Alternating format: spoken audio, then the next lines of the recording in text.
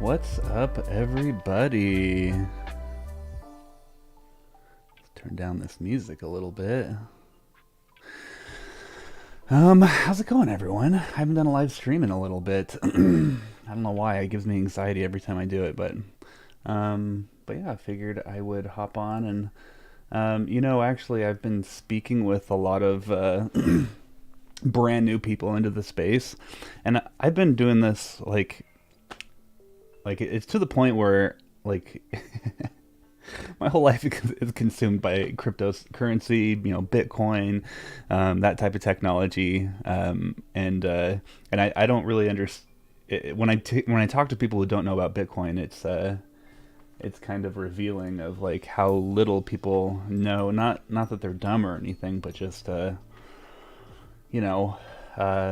Just how little people understand what's going on. So I figured I would kind of go through kind of what Bitcoin is, and I've done this a couple of times, but hopefully I can get it done a little bit sooner and with less filler words. But that's probably not going to happen. But yeah, so I figured I'd kind of hop into kind of talking about our current system, what's being used right now in the United States, our currency, how that got created, and kind of the history of money and currency, and then kind of talk about how Bitcoin comes into play. And I'll kind of talk about some of the stuff that a lot of people, say against Bitcoin, and kind of like when it comes to it being overvalued and there's nothing backing it, and it uses too much power, and it's, in 2017, they said by 2021, which was last year, that Bitcoin would be using more than the entire world's power. and these are like, big. This is CNN. This is CNBC, like big news organizations. In fact, I just saw an article today that said on the power said that 17% of Bitcoin uses renewable energy, and that's just not true. It's somewhere between 40 and 75%, and there's actual data backing it. And so I can understand why like people would think a lot of these things if they don't, if they're just like reading the news. I just saw a news report. This had to do with the Ukraine incident, but I just saw a news report that was making fun of Putin essentially by saying, oh, he's trying to control the media. That's not his job. That's our job. We're here to tell you what to think. And I'm bastardizing the words, but it was very close to that. And it was like, what? It's not your job to tell people what to think. It's your job to give the facts and let them decide, right? Give two opposing opinions. But anyways, so yeah, let's kind of hop into this, and let's start with put me down here. Let's start with so obviously, Bitcoin's down. I don't know why I go over this. People watch this in a month. It's going to be different. But so yeah, let me just kind of skip this, and let's talk about first money and currency, and the way that our world operates right now and how we got here. So first of all, a long time ago, and it's important to know what money is and what currency is and why that's important, I guess, because that's, if you know that, then you'll see the benefits of Bitcoin, I guess. So I'll kind of go through this quick. Man, I'm not doing a very good job at explaining this. I'm sorry, but yeah, let's talk about money. And kind of how it got turned into currency, which the entire world is backed by right now, and yeah, so a long time ago. Oh yeah, by the way, I'm gonna drink a Corona while we do this, so I don't know.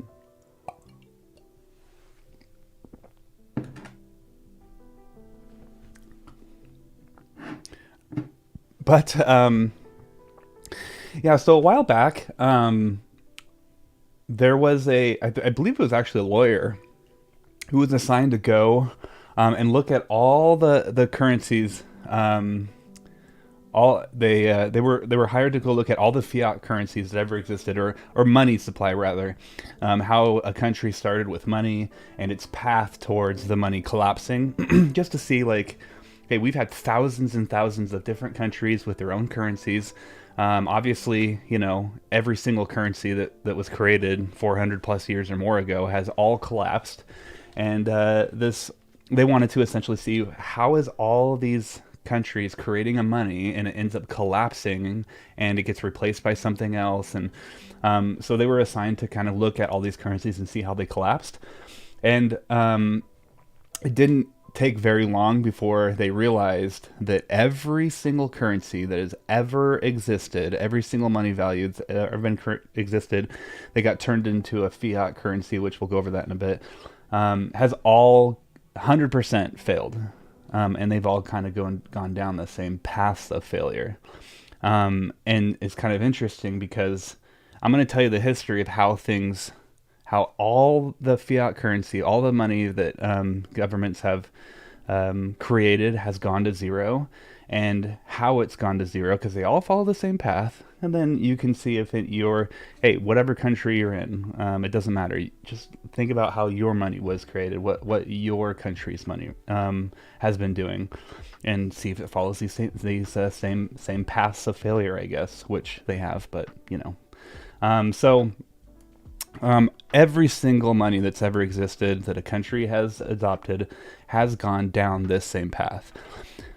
So first of all, the first path is commodity money, and this is money that's backed by something. I think I actually decided not to. Yeah. I was going to go over like the history of money throughout the world, but I'm just going to do this because I want to talk more about Bitcoin in a sec. But every single money that's ever existed started out as commodity money, for the most part. Eventually, they might get to this, but in any successful money, right, started out as being backed by something, right? Now, a long time ago, thousands of years ago, it was shells. It was China used like little replicas of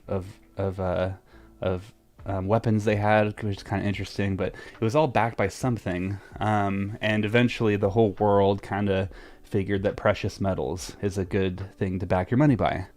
So, and that's how the United States started, right? As well. Every country in the world actually has started out as commodity backed. Well, either started out as fiat or commodity backed, right? Most of them commodity backed. Some of them started straight with paper money that doesn't have anything backed by it. But commodity money is backed by gold, by silver, by precious metals, and these are things that allow people to, know that, hey, their money is at least, there's something in the world that, like gold, for instance, there's only a certain amount of supply of it. It takes a lot of time, a lot of energy, a lot of resources in order to create that gold.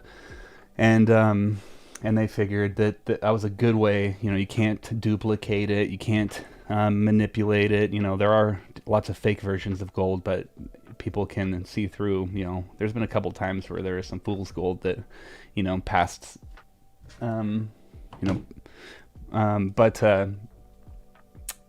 But yeah, so most people, they start by backing by gold and silver. That's what the United States did as well. And then eventually, currency debasement happens. Now, normally this happens because of two things. Not always, but normally it's two things. And so what this essentially means is a country needs more money, but it doesn't have the money. So it debases their currency. And you'll see a long time ago, old Greek gold coins. I don't know. You'll see a long time. I just typed this in, and one of the coins that pops up, they would cut the corners of the coins. In fact, if you look at a coin, I don't have coins here, but the edges of them have these little lines, and it was to help prevent this type of debasement. I actually thought that it was because, growing up when I saw, these are all like perfect circles, but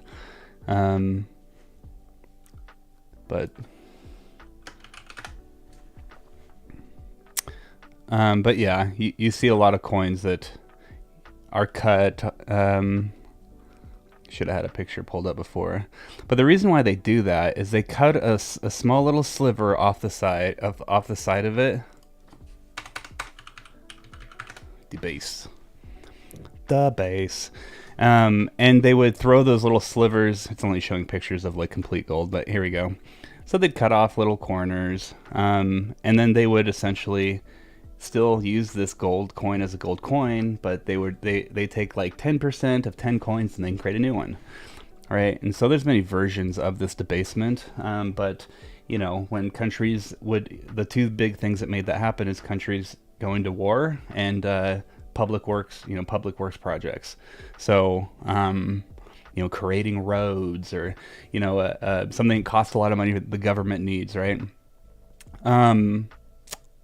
And if they don't have the money, and just think about it, if you're in war and you don't have the money, sometimes you'll kind of fake it a little bit, right? And they'll debase the currency, and this is happening at every country, like I said. And they'll print more money. They'll cut the coins, you know, just to make it where they could actually have more money than they really have. And so the United States, obviously, we're printing money like crazy right now. So it's kind of that's pretty much it, right? Printing money that we don't have, that's not backed by anything, right? But eventually, once you are backed by gold and silver, and then once you end up debasing that currency, clipping the coins, or printing more money that you don't have backed, you know, a big bank would end up taking people's gold, and they'll be like, hey, we'll give you a piece of paper and this could be traded for gold. But they realized most people kept like 90% of their money in the bank. So they were able to print more money, loan more money out that they didn't have. That way the bank could make more money. So they debased their currency, and eventually it turns to a fiat currency where it's not backed by anything, but it's backed by the faith of the government, right? And then you end up printing, right? Printing tons and tons and tons more. Actually, I haven't even read these paragraphs. I just saw the headlines and was like, yep, this is it. When its absolute collapse has been dependent on a fiat currency, the impact has been given the urge of governments to crank up the printing press. Yeah, okay. So that's what's happening right now. Is print, and then it debases the dollar, right? So here's a graph of the purchasing power of our dollar since the Federal Reserve was created in 1913. We've lost, in fact, last year we printed 40% of all the dollars that have ever existed. We printed 40% of them last year. That's crazy. So we were 95% down when this graph was made in 2013. It's probably 96, 7, 8% by now. And then loss of purchasing power. And I think that's what because of the printing, it's been going on since 2008, but really heavily the last 2-3 years, that our purchasing power is lost, right? This is why if you want to invest in a company, it's now twice as much, 3 times as much to invest in that company. If you want to buy a house, it's, you know, I had a buddy that was like, dude, just buy this house. It's going up like crazy. And I'm like, well, 2 years ago it was worth this, and now it's worth almost double that. So I have to pay, I'm essentially buying 2 houses. You know, it's just hard to wrap my head around. You know, or building a house, right? The construction costs are crazy. Oil is going up.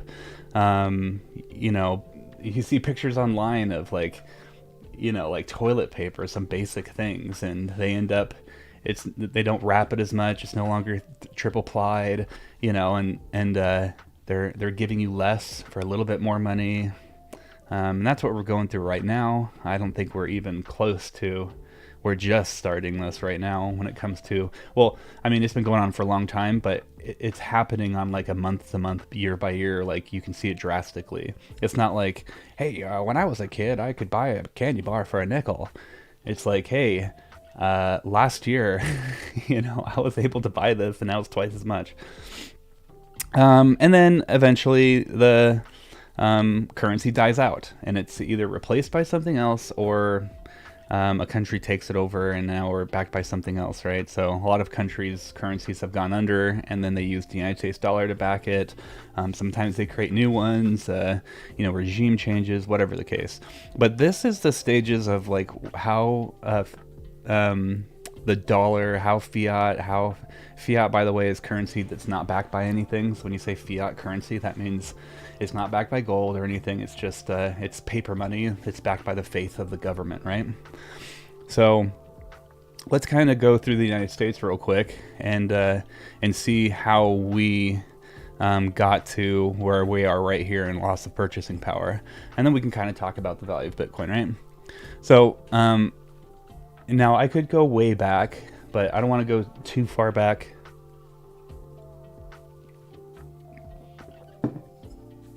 I'm afraid of this stream being like an hour and a half.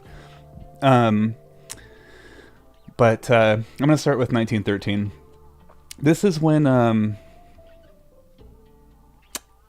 the Federal Reserve was created. Now, this is a private institution that is partnered with the government in order to create the economy that we see today. So the problem before this, and before, what was it, 1913? Where's there a date on this? It was right before Christmas. Oh, here it is, December 24th, 1913. So when this passed, before this passed, so okay, 1907, so a few years before this, there was a big crash in the markets, and a bunch of the big banks, Chase Banks, Chase, and the Rockefellers, and essentially, all the big banking companies got together, and they're like, look, we need, if this bank has a bank run on it, we can't have like people going on bank runs, because if there's a bank run, and a bank run, what it means is there's a bank that's loaning out more money than they actually have, and then people come and they say there's a rumor or something happens where people are like, hey, I don't think they have our money, and they go and withdraw all their money, and then all of a sudden more people withdraw, and then all of a sudden the bank limits people, and they say you can't withdraw more than this amount of money, and then people start freaking out, and then people hear about it in another state or whatever, and then the bank run kind of expands, and it could cause a big problem. So they were like, hey, if there's a bank run that happens on one of these banks, we want to be able to say, hey, we're going to help them with cash. That way people, get paid, they get their money back, they realize everything's good, and they'll put their money back in the bank eventually, right? So they decided to get together. All the biggest banks in the United States got together and essentially created this Federal Reserve in partnership with the government. But even though it says federal, it's not federal. In fact, there's been some issues because the Federal Reserve won't let the government look and see how much gold they have. Not that it matters anymore, but yeah. So at this time, they also had a gold-backed dollar. So they said, hey,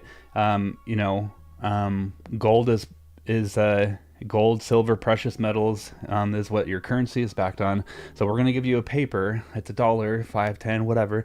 And you can take that to the bank and they'll exchange it for real gold if you want. So at this time, we were backed by gold. And I'm not a fan of the Federal Reserve at all. But the currency was backed by gold. And then wars started taking place and we needed to print more, whatever. But eventually, during World War II, in 1945, this is when all the banks in the world, all the big banks, I believe it was 1/4 of the world's money, or 1/3 maybe. I'm sure they have some stat in here. 730 delegates representing 44 countries. They should have put that stat in this article. But anyways, so they got together and they decided, hey, let's have the all these big countries in the world, with everybody has their own currency and exchange rates and everything like that, we need to have a world reserve currency. So not meaning the entire world has to use a dollar, but all the big assets like oil, for instance, is backed by is being traded by one currency. So in 1945, the Bretton Woods Agreement took place, and this is where the World Bank and the IMF was created. So the IMF was supposed to monitor exchange rates, and the World Bank was established to manage funds for providing assistance to countries that were physically and financially devastated by World War II. So it created these two entities, and then the whole world was backed by the United States dollar. So if you wanted to buy oil, for instance, you had to have a reserve of United States dollars. Your country, your company, whatever, they had to hold, and they had to trade with United States dollars.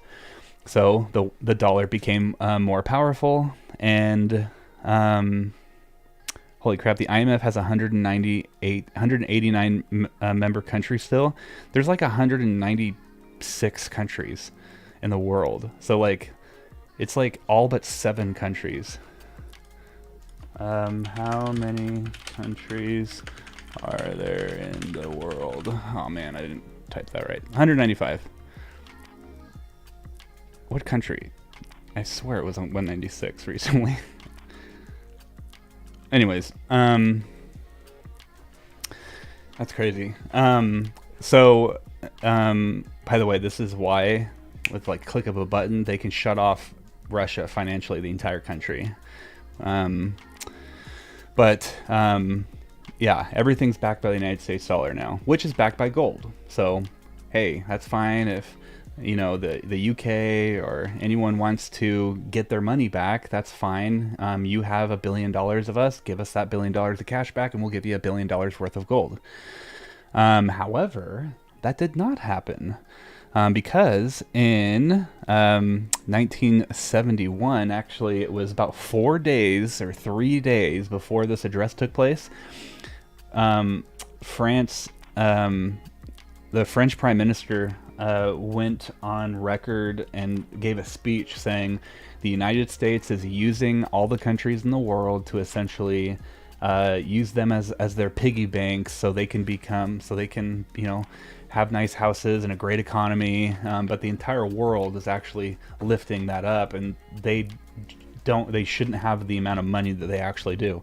So the French Prime Minister said, we are taking back all of our United States dollars and we're going to exchange them for gold. And so they actually brought a warship to the United States 3 days before the announcement, Richard Nixon's announcement, to get back their gold, and to leave the United States dollar.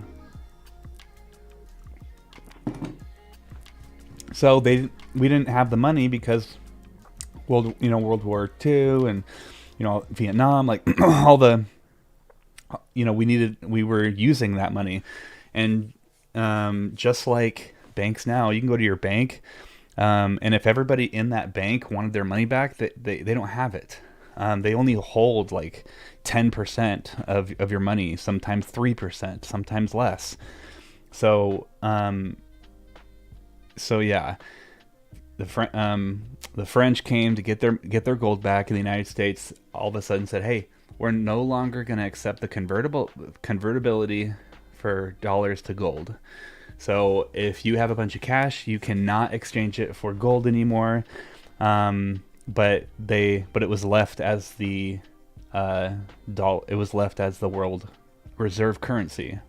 So, you know, a few years later, eventually, and that effectively ended the Bretton Woods gold standard agreement, and now they were on just this paper dollar backed by the United States. And eventually, it was like, I think it was like 3 years or 3 years after he ended that, like in 1973 or 4, they got together with a bunch of the biggest oil makers in the world, and they told them, they made some deal with them that essentially made it where if anybody wants to buy oil from you, they have to use the United States dollar. And then, I mean, we're not technically backed by oil, but we're pretty much a petrodollar now, where we force countries to, I mean, we have invaded 4 or 5 countries because, I mean, you can say different reasons, whatever. I'm not here to talk about that. But it's just interesting that these countries went off the United States dollar standard and they were buying gold with euros, or sorry, oil with euros, or, you know, another currency. And then all of a sudden we invaded them. And so we're technically not really backed by anything, but we have all these agreements with these oil companies where people have to buy oil with the United States dollar. And so we're kind of like a petro-backed dollar now, but at any rate, so, I mean, how well are we doing, right? We created a gold-backed currency. The whole world got on this currency, and now we went off of the gold-backed currency because we debased our currency, and we went onto a fiat system. And then quantitative easing took place. I mean, in 1990 or 2008, I mean, that's when the first, you know, financial crash took place. And then they put in a temporary measurement where they were going to inflate the market with dollars that they didn't have and essentially debase the United States currency, but to pump money into, you know, programs and people's pockets so we wouldn't become a poor nation, right? By the way, all this derives from us buying stuff and spending money that we didn't have. They just don't use your credit card. Use your debit card as a country. There you go. I mean, it's more complicated than that, but obviously, but I'm just saying that the credit card is the total like American, just put it on credit. We'll figure it out later. Right. But yeah, so QE1 happened in 2000, right after the 2008 crash took place, and then quantitative easing 2 took place in 2011, 12, QE3 in 2013, 14, and then Q4, and then we and this is 2020 and 2021, 2022. We just been going ham. I mean, we pushed 1.5 trillion, and then I think the next year it was like 1.7 trillion. We're talking about doing it again, and we're just flooding. No more talk about raising taxes or, you know, how we're gonna pay this back. It's just like let's just print, right? And hey, if all the world's debt is issued by the United States dollar, then it doesn't matter how much money we print because you're paying.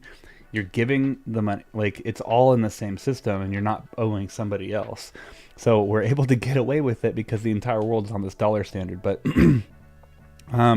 obviously last year we printed 40% of all the money of all.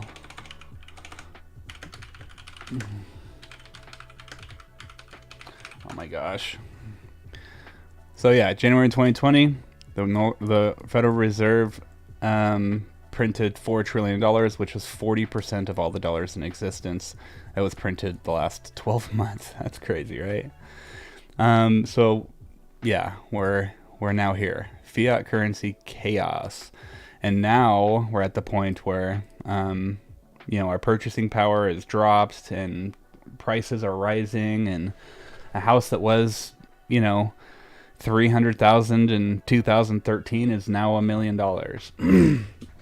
I mean, there was a house I grew up in that's worth about 5 times as much. I mean, yeah, you know, this was back around this time, right? But still, 20 years, that's a little high of a raise.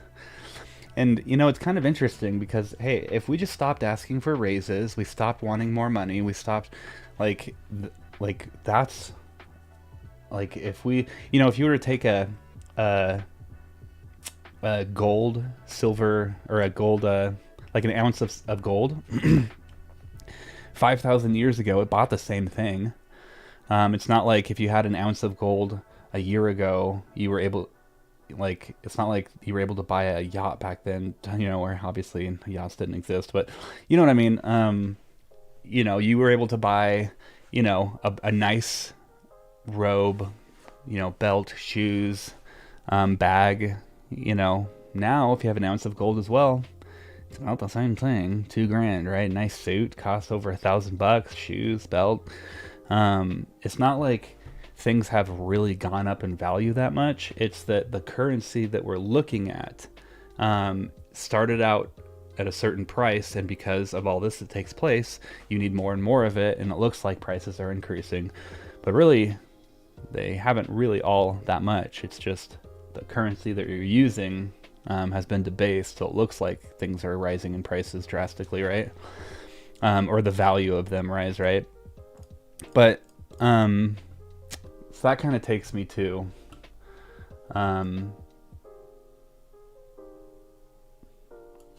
Bitcoin. So now you have to understand the Bitcoin's origins. We don't know who created it technically. They, he, she went by the name of Satoshi Nakamoto. And all we really know is this person was involved with a group of people that cared more about equal rights than they did about money. These are people that constantly are sacrificing high-paying jobs. They don't mess with, their morals are straight. They're good people. They're people that you want on your side, that are fighting to protect your rights, fighting to protect your privacy. And we know it was created by this group. So, oh,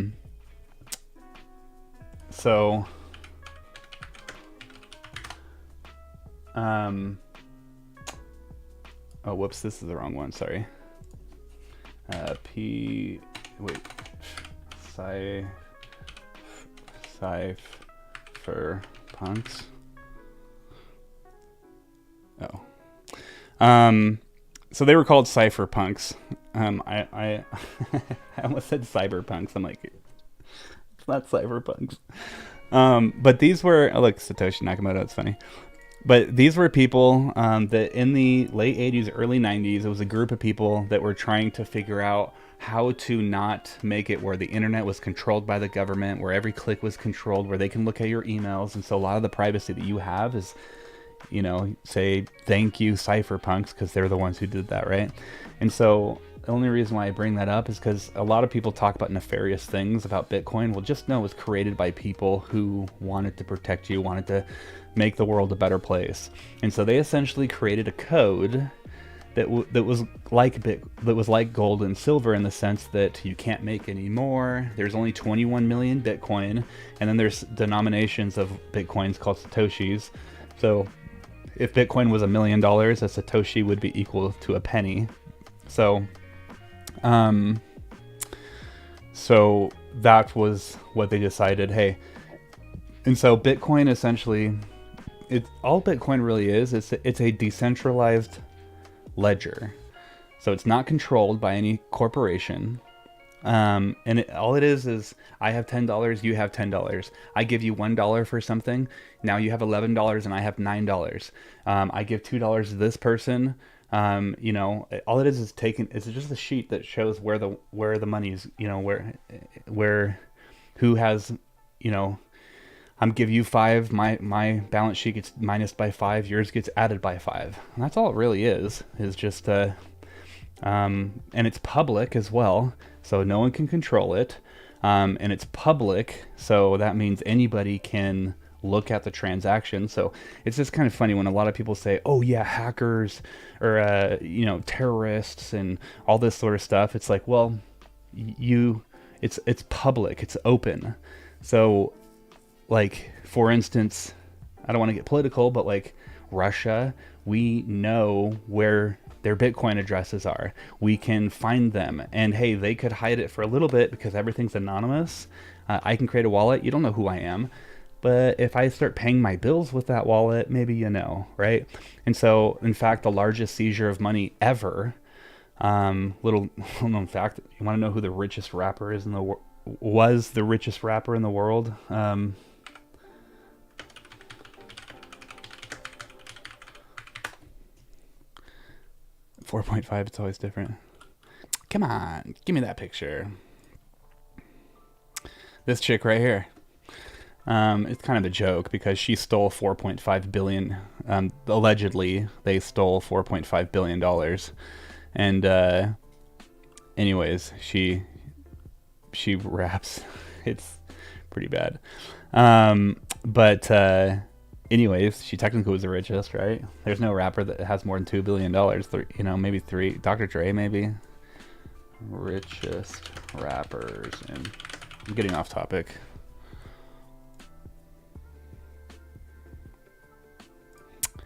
Come on, don't start at 30. Get out of here.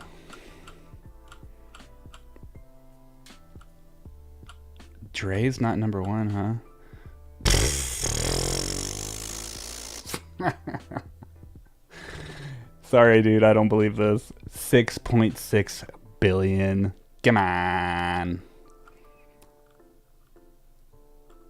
Jay-Z makes sense. Yeah. Dude, there's no way, right? 6.6 billion? Anyways, I gotta look that up later. But at any rate, that's why that $4.5 billion was recovered. It was stolen. It was hacked from an exchange. By the way, Bitcoin can't be hacked either. I'm going to get to that in a second. But it was stolen from an exchange. And because we knew everything's open, we saw the Bitcoins that were taken, and we tracked the wallets. And then we found out that someone tried to take the money out, and they found their ID. And now that we knew who the person was, they were able to investigate and find out that they were trying to launder some of that money. And so, at least that's the alleged, right? That's allegedly how they were caught. But yeah. So that's kind of bullcrap, because right now, I'm telling you, money, fiat, American dollars is used way more when it comes to nefarious things. I can give you $1 million in cash, and you don't know where I got it from unless I tell you. Nobody knows, right? So you wanted to do something anonymously, use cash. Everybody knows that. Not Bitcoin, right? But, it's new. It's like 12 years old. So everything's being created. Everything's being figured out. Now, when people say people often tell me Bitcoin gets hacked all the time. And that's an inaccurate statement as well. Because the network doesn't get hacked. The Bitcoin network is actually the most secure network in the world. It'd be easier to hack the CIA or these big banks than hack Bitcoin. So what they're hacking is, like, for example, I have my Bitcoin in a wallet, and then I go to a website and I type in my password to that wallet, and they hacked the website, and they were able to see me typing in my password. Now they took my password and they accessed my wallet. But they didn't hack the Bitcoin network and find wallets to take money. That's not how it happens. And so, like, what they're doing is they're hacking passwords, they're hacking exchanges, right? Like when Robinhood gets hacked, or when one of these brokers get hacked, it's not like you're hacking the Federal Reserve or the Treasury or something like that. You're hacking someone that has that on their exchange, and then because they have that on their exchange, now they have access to it. So no one's ever hacked Bitcoin. And then, but yeah, here let's kind of go through this list to kind of talk about the differences between gold fiat currency and Bitcoin. So fungible, meaning $1 is worth $1. 1 gold ounce of coin is worth 1 gold ounce of coin. 1 Bitcoin is worth 1 Bitcoin. So it doesn't really matter. Now, if some celebrity signed a $20 bill, obviously that would be different, right? But when it comes down to it, you don't really care. You give a 20, they give you a 10 and a 5 back as change because you buy something for $5. You don't care. You're not like, unless it's like a dirty 10, right? You're not like, is this a real 10? I don't know. This 10 over here looks like it might be worth more, right? So they're both good in that aspect. Now, they're also, when it comes to, damaging it, they're all pretty good as well. pretty good as well, except for fiat currency. Sorry, I'm kind of hopping around here because obviously, you know, you wash a dollar a bunch of times. Portability, gold's not really hard, you know, easy to move around. If you want to move gold around, right? I don't know. After you get a few gold coins, like try carrying a brick of gold around, right? That's not going to work. And then you want to buy a candy bar with it, right? So this is where gold kind of suffers. Fiat, yeah, they have pennies, nickels, dimes. You know, you can carry $1 million in a. I once had I once was given $100,000, and at the time I never seen $100,000 before, and they gave it to me in a paper bag. This makes it sound like I'm doing shady stuff. It had nothing to do with that. But I was given it to in a paper bag, and I was just like, this is like my lunch. Like, this doesn't feel like in my mind, I was like, $100,000. Where's the briefcase? And I'm like, oh, it's just like 4 stacks of money or something, right? 5 stacks of money or whatever. But anyways, it was kind of funny. Easily, geez, I need to stay on track here. Let's see. Highly divisible. Okay, so this is where you know, crypto does work a little bit better because, again, if crypto was worth $18 trillion, if the asset was worth that much, then you can denominate down to essentially 1 penny. So there's satoshis and bits and underneath Bitcoin, so you can you know, but you know, when it comes to the dollar, I actually think the dollar is pretty good at this too. You know, but I can't really go higher than 100. There's no $500 or $1,000 bill, right? But there probably will be in the future once we start printing, if we keep printing like we are. And it goes down to penny. I don't know. I would actually consider this high right now, but eventually it will become moderate and then low once you start. You know, there's countries that have like $1 trillion bills and stuff like that, right? And then, yeah, gold as well. You can't be like sitting there like chiseling off a little bit, weighing it. That's just not going to work. Secure and can't be counterfeited. Why did they put... I didn't make this chart, by the way. But I would put gold as... you can't counterfeit it. Now, there's been versions of fake gold, but people know the difference. Kind of like Bitcoin gold, Bitcoin diamond, Bitcoin, you know, whatever. There's fake versions of it, but you can't fake the real thing. So... I would say this is actually high for gold. It's one of the good things that gold has. Fiat currency, yeah, you can manufacture fake money all the time. It happens all the time. I know North Korea was one of the biggest manufacturers of printing fake dollars. And then Bitcoin, you can factually verify a Bitcoin transaction. I recently read an article about the Steam owner who owns Steam for games and stuff, and he said that half of the Bitcoin transactions were counterfeit or no, what he used the word it wasn't counterfeit, it was like they were scams, or no, they were at any rate, it just kind of blew my mind. I was like, how are you getting swindled from fake purchases? You can verify the purchase on Bitcoin. So anyways, you can verify for a fact if I'm giving you a Bitcoin or not. Now, there can be people lying, right? Like, there's that rumor, I think it was false, but people were selling Chuck E. Cheese tokens as Bitcoins.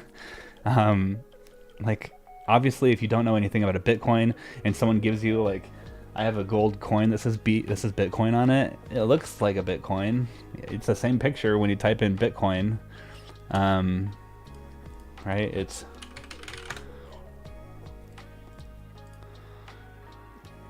this thing it's this coin right here, right?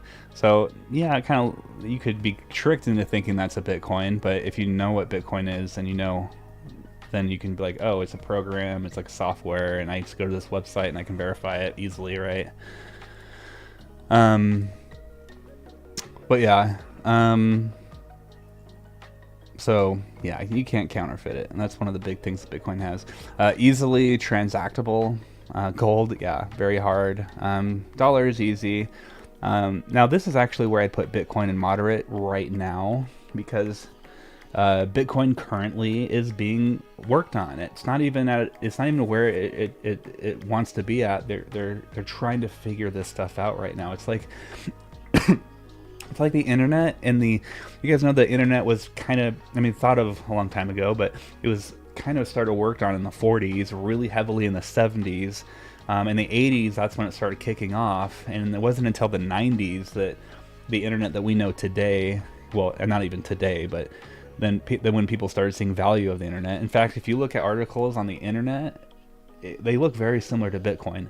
It uses too much power, it costs too much money, it has no value, nobody's using it. Why are we wasting our time on this? There's so many more important things in the world.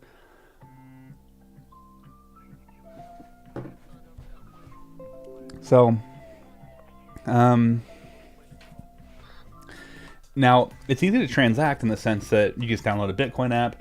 I can send anybody Bitcoin in 20 seconds from pulling up the app, putting in the amount, getting your phone, scanning it, sending it. But when a lot of people are using it, the transaction costs become higher, as well as the time it takes to do the transaction. Now again, that's being fixed, but the reason why that's a problem is because unlike sorry, I just realized the music's really loud. So currently, if I swipe my debit card, you have a building with tons of servers that Visa paid for, or MasterCard or Wells Fargo or Chase Bank or whatever the case, and they have employees, buildings, land, power, servers, there's all this stuff they need to pay for. And so what Bitcoin's trying to do is they're trying to make it where nobody can control it. So there's not like a building that somebody owns and the servers are on there. You can pull the plug and you can, so really what Bitcoin does is they say, hey, in fact, this computer right here, it mines, doesn't mine Bitcoin, but it mines Ethereum. And I help process transactions. And so anybody could really hop on a computer and just download a program, and then they will use sorry, I keep hitting the mic. They will use your computer's energy to help process the transactions. So instead of having a building full of servers that somebody owns, Bitcoin instead sources out that technology or that power that needs to be done. It sources it out to anybody who wants to help run the network. So right now there's millions of people like me that have a computer, and when I'm sleeping I have it running, and it helps process transactions. And so that's kind of what makes Bitcoin really powerful and really important as well is like, for instance, if an EMP took place and it knocked out all these servers, I mean, Google, for instance, they have to have a bunch of servers in LA, they have to have a bunch of servers in New York and in Florida. They have to have, in case like something happens bad in LA, they can move the stuff over to Florida or whatever the case, right? And you'll find that when there's like a storm somewhere in a major city or something like that, sometimes the internet is affected by it, and it's because it's a centralized network. But anybody in the world that has access to the internet can help run Bitcoin's network. And that's important because anybody can make money from Bitcoin and use Bitcoin. The only thing you need is something that can access the internet, and that something has a processor in it, has a motherboard, has some type of RAM in it, and yeah. So eventually there's going to be hundreds of millions of people just using the power in their refrigerator, their smart microwave, their computer, their cell phone, right? And they'll help process a lot of the decentralized internet. And that's kind of, I'm kind of going into web 3.0, but yeah. And a lot of people are upset about that. For instance, I saw this tweet today where somebody was like, we need the ability to shut a country down just like we did. They were talking about Russia. And again, I don't want to be political or anything. That's not what this is about. But the company Swift was able to cut payments, flip a switch, and now every person in Russia is cut off from the world's banking system. That is power. And there's the central bank digital currency. Last couple of years, I think I made a video about it a couple of years ago, but I should probably make another one updated. But the CBDC, the central bank digital currency, they've been trying to make it ever since Bitcoin kind of exploded in 2017, and they want the ability to digitize the United States dollar, get rid of the cash. That way they can they can see every I pay with my phone, but they can see every single transaction that you do. And they can decide whether they want you to do it or not. And they can say, "Oh, you're buying this. I don't like that you're buying that. Oh, you're going to this event where this person is speaking. I don't like that. So I'm not going to allow you to buy the tickets for it. Now you can't go to the event, right?" So the CBDC is trying to digitize the United States dollar and make it where they have the control to flip a switch, and kind of like how China right now has um, their oh my gosh, I'm blanking on the name of it, social scoring system, right? Um, they can just they see where you're at all the time, who you're hanging out with, where you're spending your time, what you're spending your money on. And if they don't like it, I mean, they do extremes, and there's people sent to different cities that are essentially camps for people to be allegedly brainwashed and to believe whatever China wants them to believe, right? I mean, China literally has cities that millions of people could live in that are completely empty, and they're slowly bringing all these people that are doing things they don't like into these cities to live there for a long time until they are that's definitely not American, right? Or I shouldn't say that. It's not freedom, right? It's not right. It's not. Um, but yeah. So easily traceable. Gold is. You don't really know who owns gold, right? Fiat dollar. I don't know why they put high. I'd say low on this as well. You can't. Oh, transactable. That's a traceable. Never mind. We already did that. Scarce. Yeah, my gold's pretty scarce. People keep talking about, oh, we're gonna mine asteroids, bro, and there's like trillions of dollars on this asteroids nearby, and so gold will go to zero. Yeah, I don't think that's something we need to worry about right now, um, but yeah, fiat dollar, yeah, the it's not scarce. They print like crazy. Bitcoin, they're factually will only be 21 million coins, and most of it has been mined already. There's like 1.5 million, 2 million, somewhere in that range of coins left. We've already mined most of it. And by the way, that's where all the power comes from, the mining. Now, I don't want to get into my high horse on the power consumption, but people are looking at this the wrong way. Bitcoin is actually helping with... now, it is true that people will go find the cheapest power, and they will mine dirty power for Bitcoin. But when it comes down to it, the money is made if you can have renewable energy. Because most of the power, most of what you're paying for, like, let's say I earn, let's just say it's $100 a day I earn from mining Bitcoin.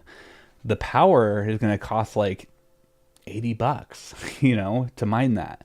So I'm spending the majority of my money on power. So if I just spent, money to put some solar panels up and I didn't have to pay the power company, well, now once those solar panels are paid off, or the windmill in my backyard is paid off, or whatever, now I'm getting free energy. And now when I earn $100 a day, the $100 goes into my entire pocket.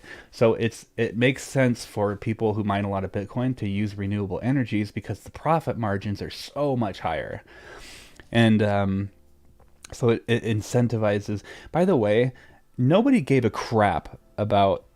I mean, a lot of people did, but when it came to the media, when it came to the world and news, and no one really gave a crap about how much power was being used, fossil fuels, oil, like all that's completely fine to people. But then, and so if anything, thank goodness Bitcoin made people like open their eyes and give a crap about not using dirty energy and stuff like that. But yeah, it's just kind of funny. There's so many narratives about Bitcoin that's pushed by the media, and a lot of them are wrong. And I'm sorry, I know people say this all the time. Oh, those people are idiots. I say that sometimes too about things. I need to stop that, by the way. That's not very good talk. But they're very misinformed. Absolutely.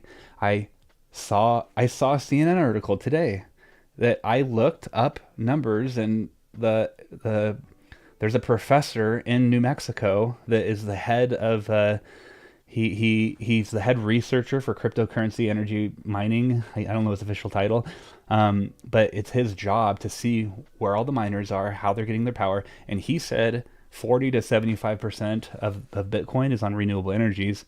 And CNN posted an article, and they said Bitcoin has only used 17% clean energy, and it's getting worse. And they're essentially talking about how Bitcoin is destroying the world and all this stuff. And it's like, that is super irresponsible reporting.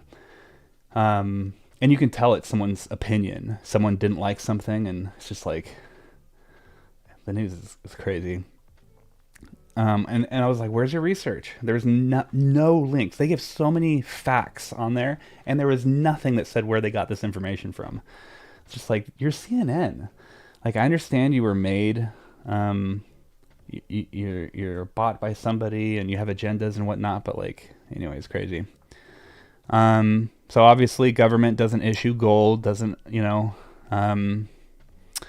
Fiat is owned, obviously. Bitcoin is money for the people. Gold is not decentralized. Well, this is where I'd say moderate. Again, I didn't make this graph, but I'd say it is moderate in the sense that, I mean, you can bury gold in your backyard. You could, I mean, I guess you could say the same thing with fiat currency, but gold isn't really owned by, I mean, sorry, I'm mixing up these again. When it comes to decentralized, yeah, I'd say gold is kind of moderate, maybe. A lot of big power owns a lot of the gold, but it's not issued by governments. You can go to a lot of places and buy gold. Fiat is not decentralized. It's completely controlled, right, by the government. And Bitcoin obviously is decentralized, meaning nobody can flip a switch and tell you you can't buy this, or you can't whatever, right? And people always want to scare people into the worst case scenarios and why everything should be shut off or whatever, but you need to have rights. Everybody, I believe every single person on this planet, even the worst person out there, deserves equal rights. I believe everybody deserves equal rights. And telling somebody that everybody gets something, but now we're deciding that you don't, because of fear of what this could do to affect me negatively, or, I mean, I'm not explaining this very good, but, obviously people in prison aren't going to have the same right. I mean, they have the same rights, but they're not going to be able to do the same thing, right? In the United States, it doesn't matter if you're a murderer or, whatever. Everybody has the same rights. You go to court, present evidence, right? Now, I understand a lot of people are... It's funny, everything you say, there's always these little caveats. It's like, there are a lot of people in this country that don't have equal rights, that this country is based off of it, but yes, there are some people that's not being practiced on. But Bitcoin, you don't have a choice. You don't have a choice. You don't have a choice. I don't have a choice. The president of the country doesn't have a choice. Every single person can access this just as equal as anybody else. All you need is an internet connection, right? You can't take... right now in Russia, there's bank runs going on right now. If you go and look at just, what's going on, there's lines of people at the Russian bank, and you're only allowed to take out $20 a day, and they're making it where people don't have access to their own money.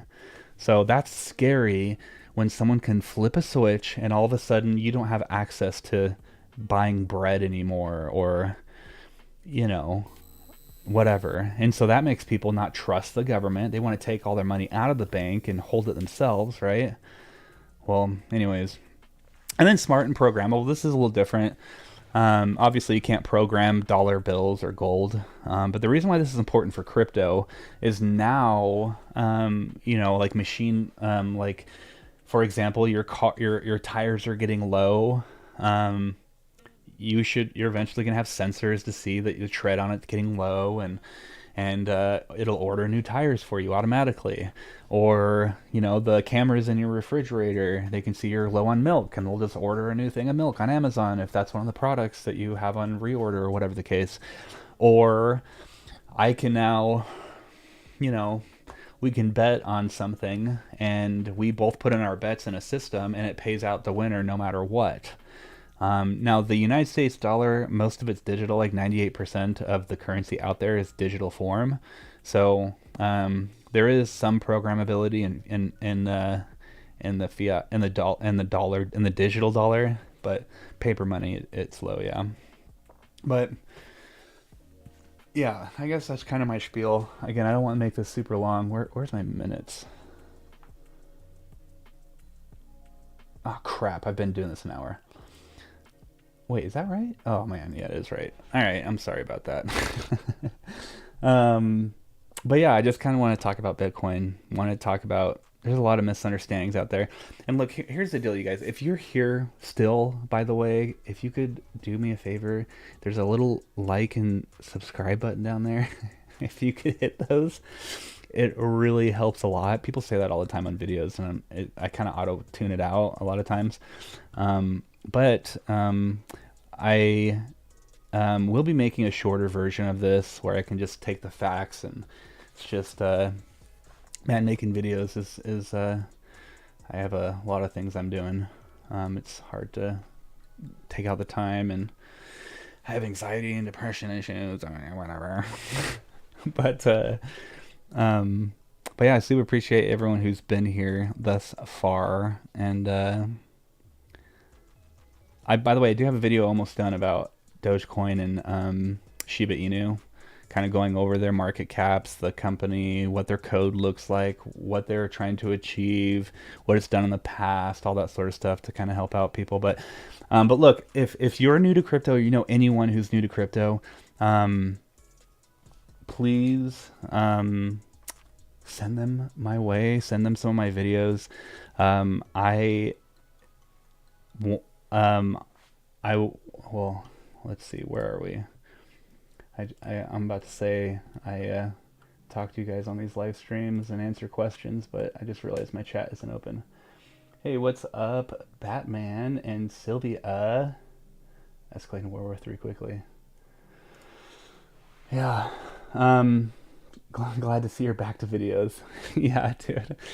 Those kind of comments help out a lot, by the way. My wife is like my biggest fan, by the way, and she is always like, I want to see you make another video, and and all this stuff. So those type of things help out a lot. You guys are awesome.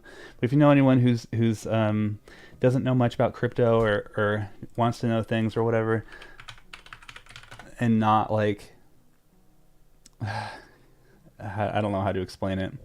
I can break it down really well, answer any questions. There's people that want to flood me with questions. Flood away. I will answer all of them. I've been doing this long enough to where I feel like there's not a question that comes I don't know the answer to. Not saying that I know everything, but yeah. Oh, and by the way, on my Twitter, Skystruck Crypto, same as my YouTube. If you want to tweeter me, just follow me and then send me a message. I mean, I think you have to follow me. I don't know, but send me a message on there if you have any questions as well, because I'll answer all of them on there. And I'm the only person that I know of. I'm sure people do this, but I haven't met a single person that posts their trades. I post all of my trades. Anytime I get into a project, I mean, there are little things I do here and there that's kind of tiny and I'm gambling away. I don't want to be talking about those because it's kind of irresponsible. But when it comes to projects I believe in, I post all of my trades. So if I ever do anything, just go to my Twitter.